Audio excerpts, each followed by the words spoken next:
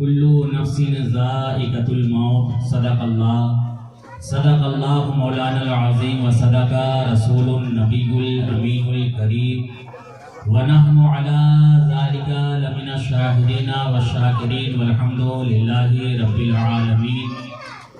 اللہ کی سرتابہ قدم شان ہے یہ، اللہ کی سرتابہ قدم شان ہے یہ، انسان نہیں انسان وہ انسان ہے یہ۔ اور قرآن تو ایمان بتاتا ہے انہیں، قرآن تو ایمان بتاتا ہے انہیں، ایمان یہ کہتا ہے میری جان ہے یہ۔ سبحان اللہ۔ اور زندگی یہ نہیں ہے کسی کے لیے، زندگی یہ نہیں ہے کسی کے لیے، زندگی ہے نبی کی نبی کے لیے۔ اور نہ سمجھ مرتے ہیں زندگی کے لیے، نہ سمجھ مرتے ہیں زندگی کے لیے، جینا مرنا سب کچھ ہے نبی کے لیے۔ اور تمہیں جانا تمہیں مانا نہ رکھا غیر سے کام، للہ الحمد میں دنیا سے مسلمان ہوں۔ آئیے ہم اور آپ سب سے پہلے اہل سنت مدین دستور کے مطابق کچھ عرض کرنے سے پیشتر آقا جان رحمت شمع بزم ہدایت، دونوں عالم کے مالک و مختار، ہم غریبوں کے غمگسار، لمبے لمبے ہاتھوں سے بھیک دینے والے مکی مدنی سردار، پیغمبر اسلام، صبح کائنات کے شمس و ضحیٰ، شام کائنات کے بدر و دجا، محمد عربی صلی اللہ علیہ وسلم کی پیاری بارگاہ میں محبت و عقیدت کے ساتھ جھوم جھوم کر پڑھیے درود پاک۔ اللہم صلی علی سیدنا مولانا محمد طب القلوب و دوائها وعافیۃ الابدان و شفائها و نور الابصار و ضیائها صلی اللہ علیہ وسلم۔ حضرات، جیسا کہ آپ تمام حضرات جانتے ہیں کہ ہم اور آپ مرحومہ مغفورہ حاضرہ بی بی کے ایصال ثواب کے لیے یہاں پر شرکت کی سعادتیں حاصل کر رہے ہیں۔ اللہ تبارک و تعالی اسی محفل پاک کے صدقے مرحومہ مغفورہ کی مغفرت و بخشش فرمائے، کہہ دے آمین۔ اللہ تبارک و تعالی قرآن پاک میں ارشاد فرماتا ہے کلو نفس ذائقۃ الموت، ہر نفس کو موت کا مزہ چکھنا ہے، ہر جاندار شے کو موت کا مزہ چکھنا ہے۔ موت برحق ہے، موت سے کسی کو انکار نہیں ہے، اور موت سے کسی کو اختلاف بھی نہیں ہے۔ ہر چیز میں اختلاف ہے، چلنے پھرنے میں اختلاف ہے، اٹھنے بیٹھنے میں اختلاف ہے، کھانے پینے میں اختلاف ہے۔ مثال کے طور پر کسی کو سفید لباس پسند ہے، کسی کو رنگین لباس پسند ہے، کوئی اونچی ٹوپی لگانا پسند کرتا ہے، کوئی اپنے سر پر رومال باندھنا پسند کرتا ہے، کوئی کھانے میں مرغ اور مسلم پسند کرتا ہے، کوئی سبزی اور روٹی پسند کرتا ہے۔ ہر چیز میں اختلاف ہے، مگر موت سے کسی کو کوئی اختلاف نہیں۔ دنیا کا کسی بھی کونے کا رہنے والا انسان ہو، چاہے وہ افریقی ہو، چاہے وہ امریکی ہو، چاہے وہ سوڈانی ہو، چاہے وہ افغانی ہو، چاہے کسی بھی فرقے سے تعلق رکھنے والا انسان ہو، اگر آپ اس سے سوال کریں کیا تمہیں مرنا ہے تو آپ کو سیدھا جواب یہی ملے گا کہ ہاں مجھے مرنا ہے۔ موت مسلمانوں ایک ایسی منزل ہے جہاں سے ہم سبوں کو گزرنا ہے۔ موت زبردست طاقت کا دوسرا نام ہے، جس کے آگے دنیا کے تمام پہلوان اپنا دم توڑتے نظر آتے ہیں، جس کے آگے دنیا کے تمام خلیفہ اپنی ہار مانتے نظر آتے ہیں۔ اس لیے کسی کہنے والے نے کیا ہی خوب کہا ہے کہ موت سے کس کو رستگاری ہے، موت سے کس کو رستگاری ہے۔ آج ہماری تو کل آپ کی باری ہے۔ ہر انسان کو اس دنیا سے جانا ہے، ہر انسان کو اس دنیا سے رخصت ہونا ہے۔ مسلمانوں، آپ کو معلوم ہو گیا کہ یہ دنیا ہمارے لیے ہمیشہ کے لیے نہیں بنی ہے، یہ دنیا فانی ہے، چند دن کی ہماری زندگانی ہے، یہ دنیا چھوڑ کر ہمیں جانا ہے۔ تو جہاں آپ کو ہمیشہ کے لیے جانا ہے وہاں کے لیے آپ نے تیاری کیا کی ہے؟ مثال کے طور پر آپ عمرہ کے لیے جائیں، آپ نے ارادہ کر لیا کہ مجھے حج کرنے جانا ہے، یا آپ نے ارادہ کر لیا میں اجمیر شریف جانا چاہتا ہوں، ایک ہفتے کا ٹور ہے، آپ نے ارادہ کر لیا ہے ایک ہفتے کے لیے میں اجمیر شریف جا رہا ہوں۔ ایک ہفتے میں آپ کو کتنا کپڑا بدلنا ہے، ایک ہفتے میں آپ کو کتنا روپیہ پیسہ خرچ کرنا ہے، جبکہ آپ کو معلوم ہے کہ ایک ہفتے کے بعد پھر ہمیں اپنے شہر آنا ہے، ایک ہفتے کے بعد پھر ہمیں اپنے گھر آنا ہے۔ جب آپ ایک ہفتے کے لیے جا رہے ہیں تو پوری تیاری کر کے جا رہے ہیں، جبکہ آپ کو معلوم ہے ایک ہفتے کے بعد دوبارہ ہمیں پھر اپنے گھر آنا ہے۔ تو جہاں آپ کو ہمیشہ ہمیشہ کے لیے جانا ہے، وہاں کے لیے آپ نے تیاری کیا کی ہے؟ وہاں پر یہ روپیہ پیسہ ہمارے کام نہیں آئے گا، وہاں پر یہ درہم و دینار ہمارے کام نہیں آئے گی، وہاں پر یہ اونچی اونچی بلڈنگیں ہمارے کام نہیں آئے گی، وہاں پر یہ بینک بیلنس ہمارے کام نہیں آئے گا۔ وہاں پر کام آئے گا تو ہماری نمازیں کام آئے گی، وہاں پر کام آئے گا تو ہمارا روزہ کام آئے گا، یہ جو ہم نے حج کیا ہے یہ حج ہمارے کام آئے گا، والدین کی محبت ہمارے کام آئے گی، بڑوں کی عزت ہمارے کام آئے گی، چھوٹوں پر شفقت ہمارے کام آئے گی، جو ہم نے اولیاء سے محبت کی ہے، بزرگان دین کی محبت کا ہمارے کام آئے گی۔ الاختصار یہ کہ وہاں پر ہماری نیکیاں کام آئے گی۔ کہہ دو سبحان اللہ، سبحان اللہ۔ تو یہ دنیا ہمارے لیے ہمیشہ کے لیے نہیں بنی ہے، اور کبھی ایسا ہوا ہو تو بتاؤ کہ ہم وہاں پر چھوڑ کے آئے ہوں، جس کو ہم نے شہر خاموشہ چھوڑ دیا وہ دوبارہ پلٹ کر نہیں آیا۔ تو ہر انسان کو اس دنیا سے جانا ہے، تو جانے کے پہلے مسلمانوں تیاری کر لو۔ ایک بادشاہ تھا، بادشاہوں کا مسلمانوں الگ مزاج ہوتا ہے۔ ایک بادشاہ تھا، اس کے ذہن میں یہ بات آئی کہ میں اپنی رعایا میں، اپنی سلطنت میں سب سے زیادہ بے وقوف انسان کو دیکھنا چاہتا ہوں۔ اس نے وزیر کو بلایا ہے اور بلانے کے بعد کہا ہے کہ میں اپنی سلطنت میں، اپنی رعایا میں سب سے زیادہ بے وقوف انسان کو دیکھنا چاہتا ہوں۔ وزیر نے چند لوگوں کو لیا ہے اور لینے کے بعد بے وقوف انسان کی تلاش میں نکل پڑتے ہیں۔ کبھی شرق جا رہے ہیں، کبھی غرب جا رہے ہیں، کبھی شمال جا رہے ہیں، کبھی جنوب جا رہے ہیں۔ کسی نے بتا دیا فلاں بستی میں رہنے والا انسان بڑا بے وقوف ہے، سارے لوگ اس طرف کا رخ کر لیتے ہیں۔ کسی نے بتا دیا فلاں علاقے میں رہنے والا انسان بڑا بے وقوف ہے، سارے لوگ اس کے پاس چلے جاتے ہیں۔ الاختصار یہ مسلمانوں کہ کافی جدوجہد کے بعد ان لوگوں کو ایک بے وقوف انسان ملتا ہے۔ جب بے وقوف انسان ملا تو وہ لوگ راجا کے پاس لے کر جاتے ہیں۔ راجا نے کہا تم بے وقوف ہو، مسلمانوں وہ خاموش رہا۔ راجا جو اپنے گلے میں قیمتی ہار پہنے ہوئے تھا،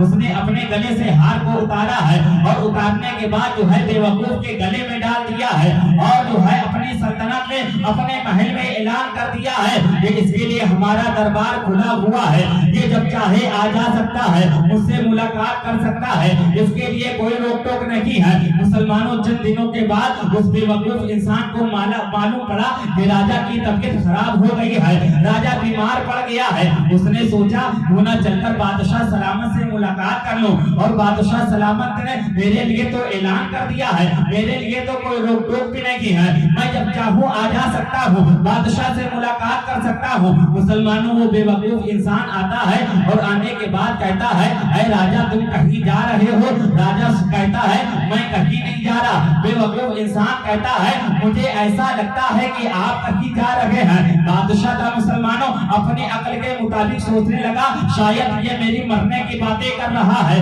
بے وقوف انسان سے راجا نے کہا ہاں میں یہ دنیا چھوڑ کر جا رہا ہوں۔ مسلمانوں بے وقوف انسان نے کہا راجا یہ بتاؤ جہاں پر تم جا رہے ہو، تم اتنے عالیشان محل میں رہتے ہو، یہ آگے پیچھے تمہارے نوکر چاکر لگے رہتے ہیں، جہاں پر تم جا رہے ہو وہاں پر تم نوکر چاکر کو بھیجا کہ نہیں بھیجا؟ راجا سوچنے لگتا ہے یہ بے وقوف ہے لیکن باتیں بڑی اچھی کر رہا ہے۔ بے وقوف انسان نے کہا راجا یہ بتاؤ تم اتنے عالیشان محل میں رہتے ہو، جہاں پر تم جا رہے ہو وہاں کے لیے کوئی گھر بنایا کہ نہیں بنایا، وہاں کے لیے کوئی تیاری کی کہ نہیں کی؟ راجا سوچنے لگتا ہے تو یہ بڑا بے وقوف انسان لیکن باتیں بڑی اچھی کر رہا ہے، لیکن باتیں بڑی اچھی کر رہا ہے۔ راجا کہنے لگتا ہے میں جہاں پر جا رہا ہوں وہاں کے لیے میں نے کوئی گھر نہیں بنایا ہے، جہاں پر میں جا رہا ہوں وہاں کے لیے میں نے کوئی تیاری نہیں کی ہے۔ مسلمانوں بے وقوف انسان نے اپنے گلے سے ہار کو اتارا ہے، اور اتارنے کے بعد دوبارہ راجا کے گلے میں پہنا دیا ہے، اور کہا اس ہار کی مجھے ضرورت نہیں ہے، یہ ہار تم خود ہی پہن لو، اس لیے جہاں پر تم جا رہے ہو وہاں کے لیے تم نے کوئی تیاری نہیں کی ہے، جہاں پر تم جا رہے ہو وہاں کے لیے تم نے کوئی گھر نہیں بنایا ہے، یہ ہار تم خود ہی پہن لو، اس لیے کہ ہم سے بڑے بے وقوف تو آپ ہیں۔ ظاہر سی بات ہے मुसलमानों ये आपके लिए हंसी की बात हो या कैसी भी बात हो, लेकिन है बड़ी अच्छी बात, समझने वाली बात है कि इंसान जहां पर जा रहा है वहां के लिए उसको तैयारी जरूर करना चाहिए। मुसलमानों, आप लोगों ने हजरत अल्लामा अब्दुर रहमान जामी का नाम सुना होगा। मुसलमानों, अल्लामा जामी एक ऐसे आशिके रसूल गुजरे हैं मुसलमानों, जिनकी मिसाल नहीं मिलती, जो उन्होंने एक दो नहीं बल्कि तकरीबन 18 हज किए हैं, 18 मर्तबा रोज़े रसूल पर हाजिरी दी है। अगर एक मर्तबा कोई रोज़े रसूल पर हाजिरी दे तो मेरे आका फरमाते हैं, मंज़ारा कब्री वजबत लहू शफाअती, जिसने मेरी कब्र अनवर की ज़ियारत की उस पर मेरी शफाअत वाजिब हो गई। जिसने 18 मर्तबा हाजिरी दी हो उसका मकाम क्या होगा, उसका रुतबा क्या होगा। मुसलमानों, अल्लामा जामी ने 18 मर्तबा रोज़े रसूल पर हाजिरी दी, और जब 18वीं मर्तबा हाजिरी देने के बाद घर को जाने लगे हैं तो आंखों से आंसुओं की लड़ियां बहने लगी है, हजारों कतार रोने लगे हैं। साथ वाले लोगों ने कहा, ऐ अब्दुर रहमान जामी, ये बताओ इसके पहले तुमने जितनी मर्तबा हाजिरी दी है और हाजिरी देने के बाद जब अपने घर को जाते थे तो मुस्कुराते हुए जाते थे, तबस्सुम फरमाते हुए जाते थे, लेकिन आज क्या बात है, आज तुमने हाजिरी दी है और जा रहे हो तो हजारों कतार रोते हुए जा रहे हो, आखिर बात क्या है। अल्लामा अब्दुर रहमान जामी कहते हैं, मैंने जितनी मर्तबा रोज़े रसूल पर हाजिरी दी है, हर मर्तबा रोज़े रसूल के अंदर से ये आवाज आती थी, ऐ अब्दुर रहमान जामी खुश रहना, दोबारा पलट कर फिर आना, ऐ अब्दुर रहमान जामी खुश रहना, दोबारा पलट कर फिर आना। लेकिन आज जब मैंने हाजिरी दी है तो रोज़े रसूल के अंदर से यही आवाज आई है, ऐ अब्दुर रहमान जामी खुश रहना, ये आवाज नहीं आई है कि दोबारा पलट कर फिर आना। इसका मतलब ये मेरी आखिरी हाजिरी है, ये मेरी आखिरी ज़ियारत है, जिसके बाद मैं रोज़े रसूल पर हाजिरी ना दे पाऊंगा, उसके बाद मैं मदीने में दाखिल ना हो पाऊंगा। अल इख्तिसार, ये मुसलमानों आप भी सोचे, आप जिससे प्यार करते हो, जब बाप जो है अपनी बेटी को जुदा करता है तो आंखों से आंसुओं की लड़ियां किस तरीके जो है बहती हैं। जब एक शौहर जो है, एक बीवी जो है अपने शौहर को जब छोड़ती है, यानी जब शौहर एयरपोर्ट पर जाता है, यानी कई सालों के लिए, 2 सालों के लिए जाता है, तो बीवी की आंखों से ज़ारों कतार आंसुओं की लड़ियां बहती हैं, जबकि उसको मालूम है कि 2 साल के बाद, 3 साल के बाद हमारा शौहर फिर जो है वापस वतन आएगा, अपने घर आएगा। लेकिन अब्दुर रहमान जामी समझ रहे हैं ये मेरी आखिरी हाजिरी है, इसके बाद रोज़े रसूल पर मैं हाजिरी ना दे पाऊंगा। अल इख्तिसार, ये मुसलमानों, ये अल्लामा जामी जो है अपने घर को आते हैं और जो है आने के बाद जो है इश्क़े रसूल में डूबकर एक कलाम लिखा है, एक नात लिखा है। जब वो नात तैयार हो जाती है, लिखने के बाद अल्लामा जामी ने फिर इरादा किया है हज का, और जब मक्का शरीफ जाते हैं तो गवर्नर मदीना के ख्वाब में पैगंबर इस्लाम सल्लल्लाहु ताला अलैहि वसल्लम तशरीफ लाते हैं, और लाने के बाद मेरे आका इरशाद फरमाते हैं, ऐ गवर्नर मक्का, एक शख्स है जिसका नाम अब्दुर रहमान जामी है, उसे मदीना में दाखिल ना होने देना। कुछ जगह कुछ लोगों ने फरमाया है कि गवर्नर मदीना, और कुछ लोगों ने बयान किया है कि गवर्नर मदीना। अल इख्तिसार, ये मुसलमानों, ये गवर्नर मक्का के ख्वाब में पैगंबर इस्लाम तशरीफ लाते हैं और फरमाते हैं कि अल्लामा जामी को मदीने में दाखिल ना होने देना, उसे रोज़े रसूल पर हाजिरी ना होने देना।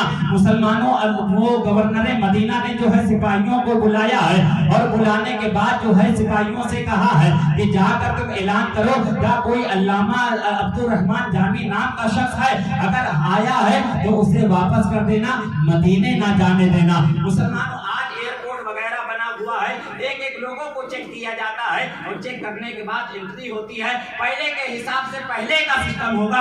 जैसे ही ऐलान किया गया, अल्लामा जामी सोच रहे हैं शायद कोई बात होगी, उन्हें क्या मालूम किस वजह से पुकारा जा रहा है। जैसे ही नाम लिया गया, कोई इसमें अल्लामा जामी है क्या, किसी का नाम अब्दुर रहमान जामी है। मुसलमानों, अब्दुर रहमान जामी सामने आते हैं, लोगों ने कहा है, ऐ जामी तुम वापस चले जाओ, तुम मदीने नहीं जा सकते, तुम मदीने में दाखिल नहीं हो सकते। मुसलमानों, अल्लामा जामी ज़ारों कतार रोने लगते हैं, आंखों से आंसुओं की लड़ियां बहने लगती है। एक आशिके रसूल को रोज़े पर हाजिर नहीं होने दिया जा रहा है, एक आशिके रसूल पर रोज़े रसूल पर जाने नहीं दिया जा रहा है। علامہ عبدالرحمان جامی زارو قطار روتے ہوئے جا رہے ہیں، کیا دیکھتے ہیں کہ ایک قافلہ آ رہا ہے۔ علامہ جامی قافلے والوں کے پاس جاتے ہیں اور جانے کے بعد کہتے ہیں سنو میرے پاس یہ روپیہ پیسہ ہے، ایسا کرو تم یہ روپیہ پیسہ لے لو اور کسی نہ کسی طریقے سے مجھے مدینے میں داخل کر دو، میں مدینے میں جانا چاہتا ہوں، روضہ رسول پر حاضری دینا چاہتا ہوں۔ مسلمانوں قافلے والوں نے عبدالرحمان جامی سے روپیہ پیسہ لیا ہے اور لینے کے بعد جو ہے علامہ جامی کو ایک صندوق کے اندر چھپا دیا گیا ہے۔ مسلمانوں گورنر مدینہ کے گورنر مکہ کے خواب میں پیغمبر اسلام صلی اللہ تعالی علیہ وسلم تشریف لاتے ہیں اور فرماتے ہیں علامہ جامی پھر جو ہے عبدالرحمان جامی جو ہے پھر مدینے میں داخل ہونے کی کوشش کر رہا ہے، جاؤ اسے روکو، مدینے میں داخل نہ ہونے دینا۔ مسلمانوں سپاہی آتے ہیں اور اعلان کرتے ہیں، لیکن عبدالرحمان جامی کو تو معلوم ہو چکا تھا اس لیے وہ صندوق کے اندر چھپ گئے تھے، لیکن جب تلاشی لی جاتی ہے تو کیا دیکھتے ہیں علامہ جامی ایک صندوق کے اندر چھپ کر بیٹھے ہوئے ہیں۔ مسلمانوں سپاہیوں نے نکالا ہے اور نکالنے کے بعد علامہ جامی سے کہا ہے تمہیں منع کیا گیا تھا، تم مدینے میں داخل نہیں ہو سکتے، تم روضہ رسول پر حاضری نہیں دے سکتے، جاؤ واپس چلے جاؤ۔ مسلمانوں علامہ جامی زارو قطار روتے ہوئے جا رہے ہیں، کیا دیکھتے ہیں ایک جو ہے بھیڑیوں کا ریوڑ جو ہے مدینے میں داخل ہونے جا رہا ہے۔ علامہ جامی جاتے ہیں اور جانے کے بعد کہتے ہیں ایسا کرو میرے پاس روپیہ پیسہ تو نہیں ہے، میرے پاس درہم و دینار تو نہیں ہے، یہ میرا قیمتی لباس لے لو اور مجھے کسی نہ کسی طریقے سے مدینے میں داخل کر دو۔ مسلمانوں اس بھیڑ والے نے جو ہے علامہ جامی کا بہت قیمتی لباس لیا ہے اور آپ کو ایک بھیڑ کی کھال دے دی ہے اور بھیڑوں کے جو ساتھ جو ہے علامہ جامی جو ہے ہاتھوں کو جھکائے ہوئے مدینے میں داخل ہونے کی سرحد پار کر رہے تھے، مدینے میں داخل ہونے کی کوشش کر رہے تھے کہ پیغمبر اسلام صلی اللہ تعالی علیہ وسلم پھر خواب میں تشریف لاتے ہیں گورنر کے، اور گورنر نے جو ہے پھر اعلان کیا ہے علامہ جامی پھر جو ہے مدینے میں داخل ہونے کی کوشش کر رہا ہے، جاؤ اسے روکو۔ مسلمانوں سپاہی آتے ہیں اور آنے کے بعد کیا دیکھتے ہیں علامہ جامی بھیڑ کی کھال اوڑے ہوئے ہیں، ہاتھوں ٹیبل چلتے ہوئے مدینے میں داخل ہونے کی کوشش کر رہے ہیں۔ سپاہیوں نے علامہ جامی کو پکڑا ہے اور پکڑنے کے بعد گورنر مکہ کے پاس لے گئے ہیں۔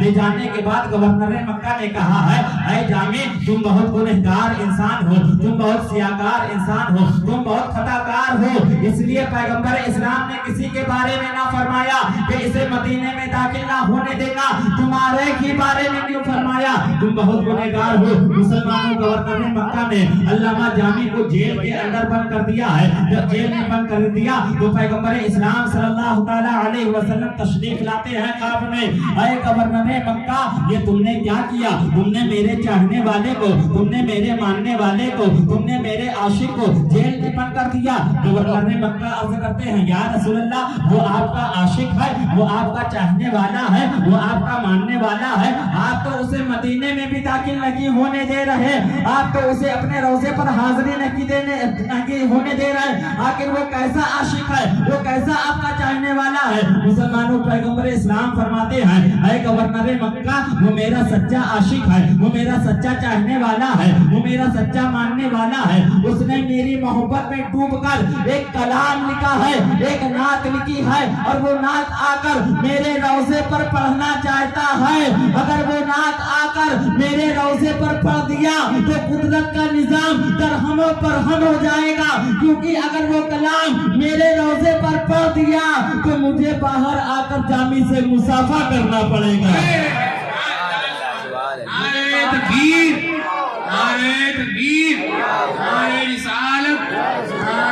علامہ جامی سے مسافہ کرنا پڑے گا۔ نعت کیا ہے مسلمانوں؟ تنم فرسود جا پارا، ابھی پڑھ رہے تھے علامہ مولانا فیضان صاحب، تنم فرسود جا پارا زہدرا یا رسول اللہ، بلم پزمرد آوارا زعسیاں یا رسول اللہ، چوسوے من گزر آری منے مسکی زنا داری، فدائے نقش نالینت کنم جا یا رسول اللہ۔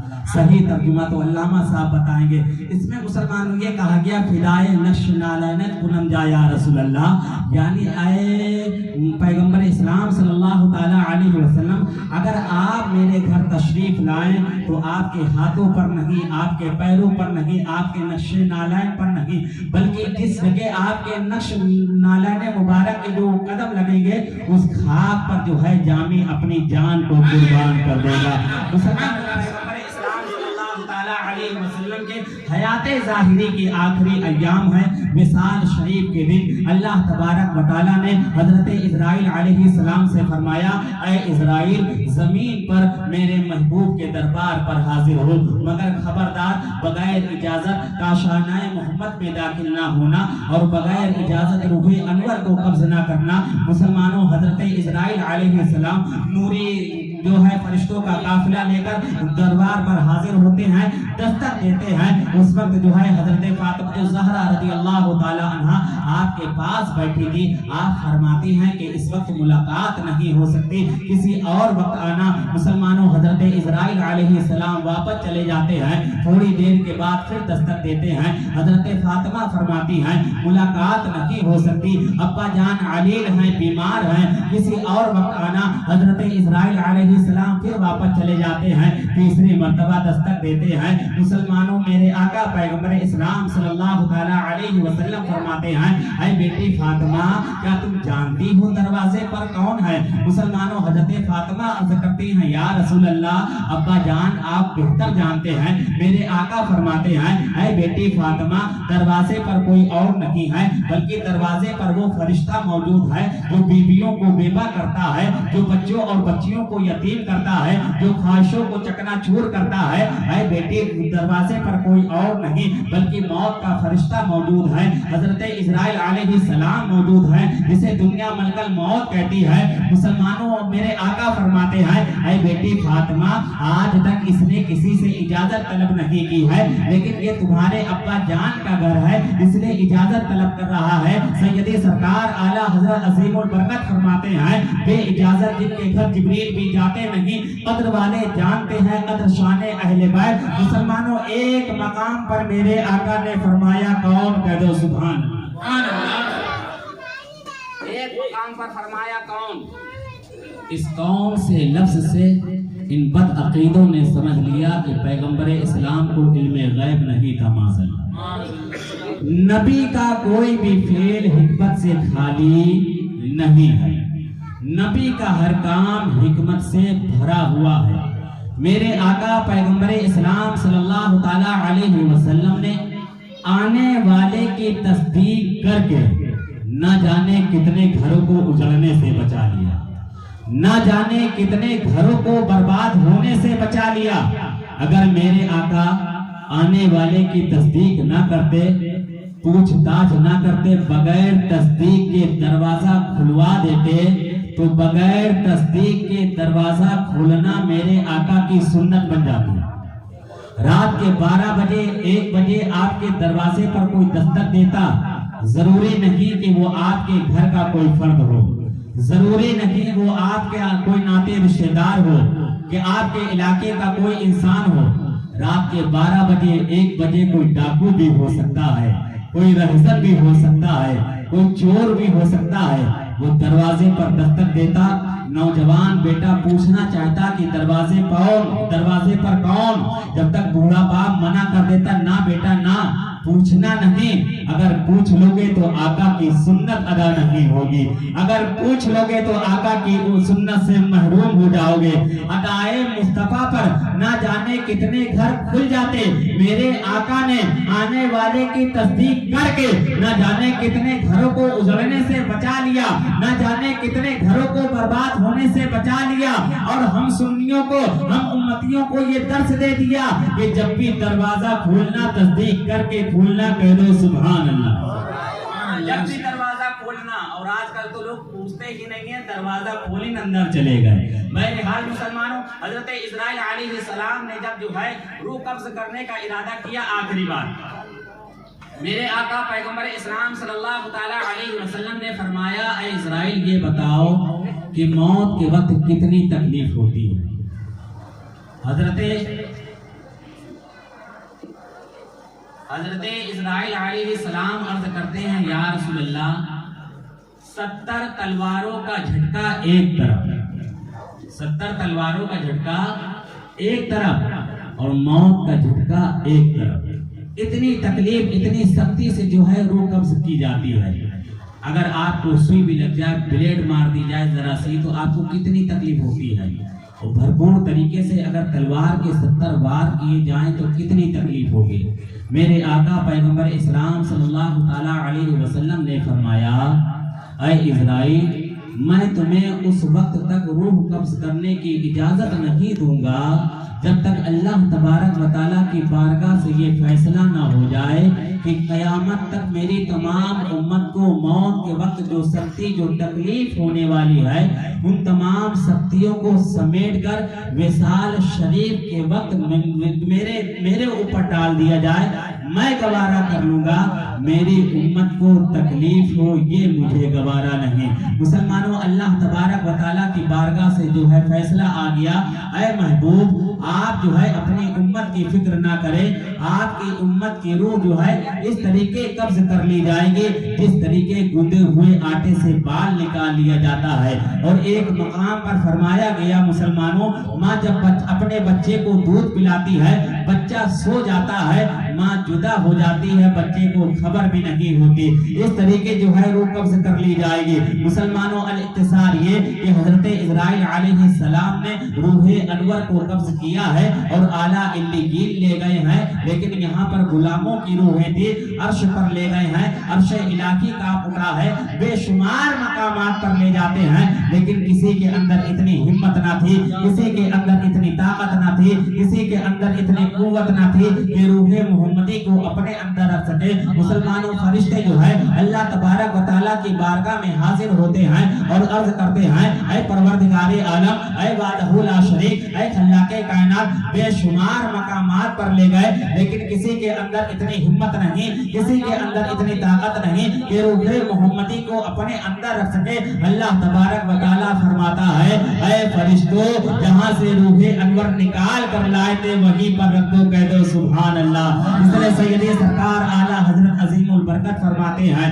تو زندہ ہے واللہ، تو زندہ ہے واللہ، میری چشم عالم سے چھپ جانے والے پروردگار عالم کی بارگاہ میں دعا ہے ہم سبھی کو تمام بزرگوں سے بے پناہ محبت و عقیدت رکھنے کی توفیق عطا فرما۔ وما علینا الا البلاغ۔ السلام۔